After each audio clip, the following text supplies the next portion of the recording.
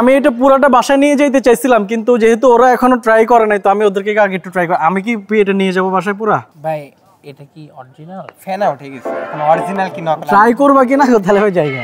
না না আমি ট্রাই করি, মরলে আমি মরি। ঠিক আছে ঠিক আছে। বিসমিল্লাহির রহমানির রহিম। হ্যাঁ, অল্প অল্প, একদম অল্প, হালকা এক চিপ।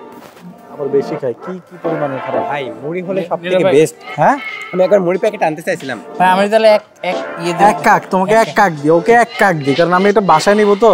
এক কাকের বেশি দেওয়া যাবে না। আ করো না না সিরিয়াসলি আমি খামো। হ্যাঁ, এক কাক খাও। নিবা বেরস হবে না তো আবার? হ্যাঁ, কিচ্ছু হবে না, খাও। মানে এই পোলাও আবার এটা নিয়ে ভয় পায়। কেমন কি মনে হচ্ছে যে ছোটবেলায় ওই যে কেমন কেমন কেমন সে একদম করা, জীবনে এত সুন্দর রসগোল্লা খাই নাই আসলে।